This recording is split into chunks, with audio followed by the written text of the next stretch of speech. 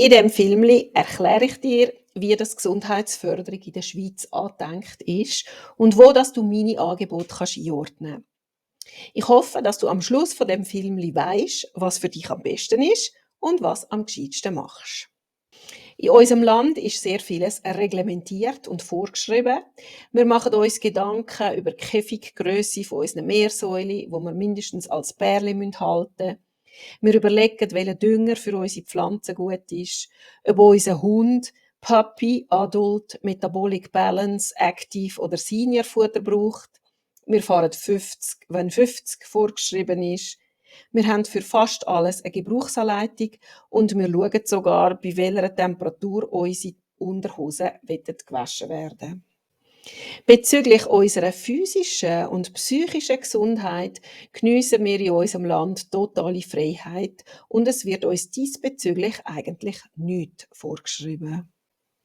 Und meistens machen wir uns über Bedürfnisse von unserem Körper und von unserer Seele weniger Gedanken als über die richtige Wäschtemperatur für unsere Unterhosen. In der Schweiz wird Gesundheit als ein positiv beladenes und erstrebenswertes Ziel angeschaut. Und wir sind diesbezüglich in der vollen Selbstverantwortung. Man geht davon aus, dass wir eine sogenannte Hinzu-Motivation haben. Das heisst, dass wir so lange wie möglich aktiv, selbstständig und unabhängig bleiben und bereit sind, dafür etwas zu tun. Mit dem ersten Teil von dem Satz sind alle einverstanden und mit dem zweiten Teil wird es dann schon schwierig. Wir schauen jetzt das Konzept von der Gesundheitsförderung in der Schweiz für den Bereich Bewegung an. Für den Bereich Entspannung und Ernährung funktioniert es im Prinzip genau gleich. In der Schweiz setzt man auf eine grosse, flächendeckende und freiwillige Primärprävention. Das heisst, es gibt im hinterletzten Dorf breites Sportangebot für die Gesamtbevölkerung. Wer will, kann sich bewegen. Die Angebote sind unterstützt von Bund, Kanton und Gemeinden. Sie finden in Vereinen statt oder durch private Anbieter. Die subventionierten Angebote laufen über I&S, Jugend und Sport, oder ESA, Erwachsenensport, und sind für alle erschwinglich. Kursleiter werden über Macklingen ausgebildet und kommen auch eine kleine Entschädigung für ihr Engagement über. Neben den subventionierten Angeboten gibt es natürlich auch ganz viele private. Das Gemeinsame von all diesen Angeboten im Primärpräventionsbereich ist, dass sie für verschiedene Altersgruppen und entweder polysportiv oder sportartenspezifisch sind. Das fängt dann beispielsweise an mit Babyschwimmen, Muckiturnen, Mädchenreigen, Jugi, Fußballclub, Ballett, Turmverein, Zumba, Line Dance, Aquafit, Pilates, Walking, Lauftreff, Skiclub, Krafttraining, Seniorenturnen, was auch immer. Das Ziel dieser Primärprävention ist, dass man die Leute möglichst früh und möglichst lang in Angebote einbindet, die Freude und Lust an der Bewegung machen. Irgendwann im Leben kommt aber jeder Mensch an einen Punkt, wo er aus dem Primärpräventionsfeld rausgeht. Das ist in den allermeisten Fällen Schwangerschaft, Krankheit oder Unfall. In dem Fall komme ich über kurz oder lang meistens ins rote Feld von der Schulmedizin. Auch der Rotbereich ist organisiert durch Bund, Kanton und Gemeinden. In diesem Bereich werden Diagnosen gestellt, Therapien gemacht und im Optimalfall sind die Leute nachher wieder fit und gesund. In diesem Bereich gehören auch die Physios, die Hebammen, Mütterberatung, Rückbildung, Spitex, Ligen wie die Rheumaliga, Lungenliga und ganz viel mehr. Selbstverständlich gibt es auch noch ein riesiges Feld von paramedizinischen und alternativen Heilmethoden. Und immer, wenn man in eine Situation kommt, wo man nach Lösungen suchen muss, schaut man auch in diesem Bereich, ob es da etwas Passendes und Sinnvolles gibt. Das sind alles sehr individuelle Entscheidungen und da gibt es kein richtig oder falsch.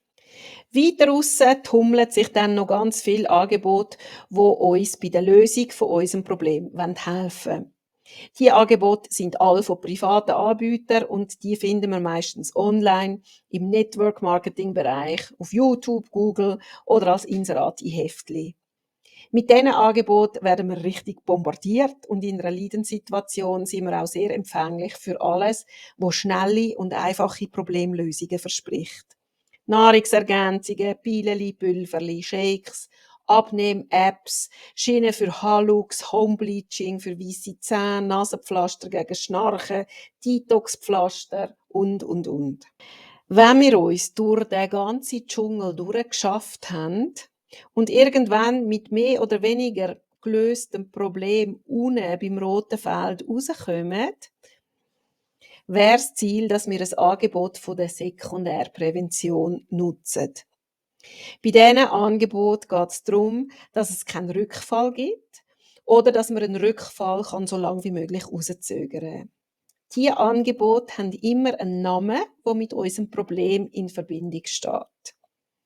Als Beispiel Ruggengymnastik, Beckenbodentraining, Herzgruppe, Rheumaschwimmen, Sturzprävention oder Ernährungsberatung. Im Optimalfall ist man nachher wieder so weit, dass man unter Vorbehalt wieder gewisse Angebote aus der Primärprävention nutzen kann, damit der Spassfaktor wieder dazukommt.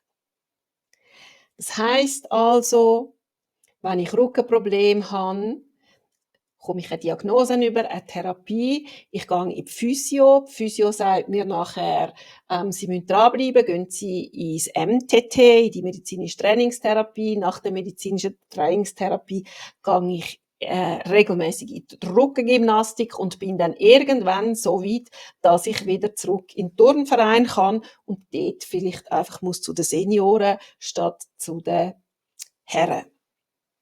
Oder ich kann wieder auf die Ski, ich kann das machen, was mir Spass und Lust macht und durch das bewege ich mich wieder automatisch mehr. Wenn das nicht funktioniert und wenn es zu Rückfällen kommt, dann macht man 1 oder 2 Durchläufe, lande ich irgendwann in der Tertiärprävention.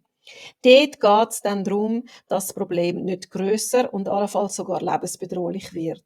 Und entsprechend sind dann auch die Massnahmen in dem Bereich, das sind dann zum Beispiel Herzschrittmacher, Magenbänder, Gelenkersatz oder Aufenthalt in geschlossenen Abteilungen. Selbstverständlich haben wir auch auf dieser Seite wieder ein grosses Angebot von der Paramedizin und von alternativen Heilmethoden und auch die ganzen Wunder- und Zaubermittel. Damit das alles ein bisschen geregelt ist, gibt es Verbände, Konkordat, Zusammenschlüsse, Zertifizierungsstellen, die garantieren, dass es mit rechten Dingen zu und her geht und eine gewisse Qualität gewährleistet ist. Ganz vereinfacht gesagt, läuft es bei uns in der Schweiz auf Krankenkassenanerkennung raus. Das ist das blaue Feld. Und in allen Bereichen hat es Angebote, die anerkannt sind und solche, die nicht anerkannt sind.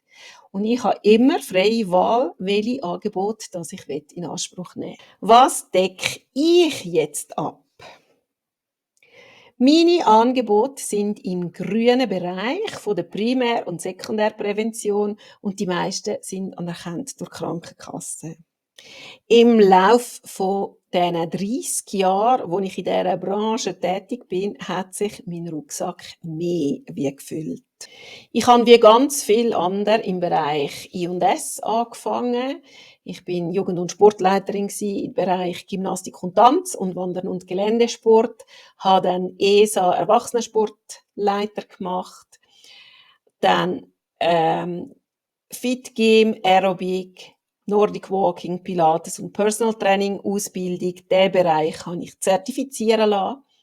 Dann habe ich Ausbildungen in dem Bereich von der Primärprävention, wo ich nicht zertifiziert bin, weil ich die einfach nicht brauche in meinem Berufsalltag. Das ist Ernährung für gesunde Erwachsene, Sportler und Senioren nach SGE. Das ist die Schweizerische Gesellschaft für Ernährung. Aquagym, Herz-Kreislauf-Training und Kraftraumberatung, Mentaltraining, Qigong, PMR ist progressive Muskelrelaxation, AT ist autogenes Training, Stretching, Atemschulung, 5 Tibeter und Massage und Gesundheitsförderung und Bildung. Dann sind im Lauf von diesen Jahren noch weitere Ausbildungen dazugekommen, dann im Bereich von der Sekundärprävention. Die Ausbildungen gehen ein bisschen tiefer.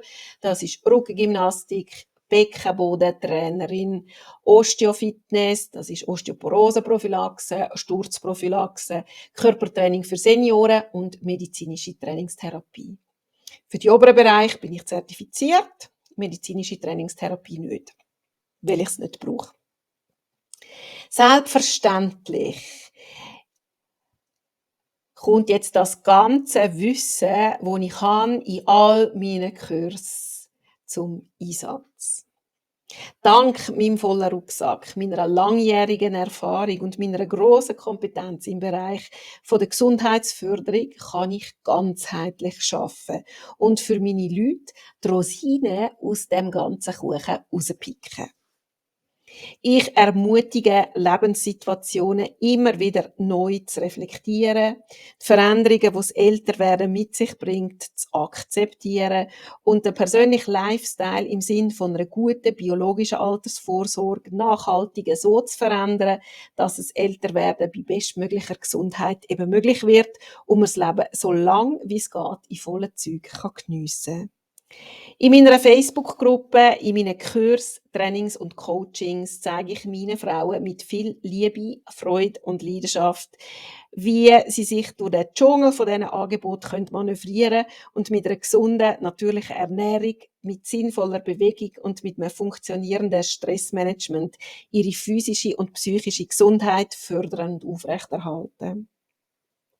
Mein Ziel ist, eine neue Generation von reifen, unabhängigen, physisch und psychisch gesunden Frauen zu prägen. Frauen, die Zeit nach der körperlichen Fruchtbarkeit so richtig geniessen wollen, die sichtbar bleiben und aufrecht und aufgerichtet im Leben stehen. Und wenn du ein Stück von deinem Weg willst, mit mir an deiner Seite gehen, dann freut mich das und ich heiße dich ganz herzlich willkommen in meinem Dunstkreis.